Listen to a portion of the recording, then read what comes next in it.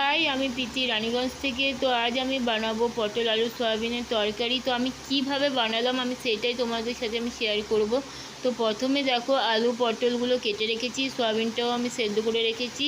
আর তোমার দেখো প্রথমে কড়াই গরম হয়ে গেছে, তেল দিয়ে দিলাম। তেলটা গরম হয়ে এলে আমি পটলগুলো দিয়ে দেবো।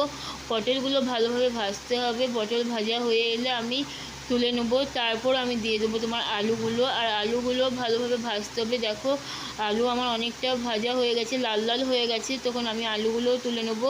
তারপর আমি দিয়ে দেবো যে সয়াবিনটা আমি সেদ্ধ করে রেখেছিলাম, সেই সয়াবিনটাও আমি দিয়ে দেবো। সয়াবিনটাও ভালোভাবে ভাজতে হবে। সয়াবিনটা ভাজা হয়ে গেলে আমি সয়াবিনটাও তুলে নেবো। তারপর আমি ওই কড়াইয়ে দিয়ে দেবো হালকা তেল, আর একটু দিয়ে দেবো তোমার পাঁচফোড়ন। তো পাঁচফোড়নটা দেওয়ার পর যে মশলাটা আমি বেটে রেখেছিলাম, আদা লঙ্কা রসুন পেঁয়াজ আর জিরা গুঁড়ো ধনে গুঁড়ো লঙ্কা গুঁড়ো হলুদ গুঁড়ো আর তোমার টমেটোর কেটে রেখেছিলাম, সেই মশলাটা আমি দিয়ে দিলাম।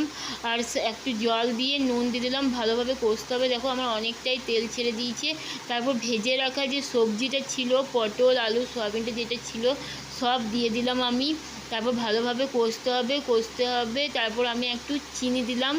হ্যাঁ, তোমরা চিনি অ্যাভয়েড করতে পারো, আমি দিলাম হালকা মিষ্টির জন্য। তারপর আমি জল ঢেলে দিলাম। ভালোভাবে কষা হয়ে গেছে, তারপর আমি জল ঢেলে দিলাম।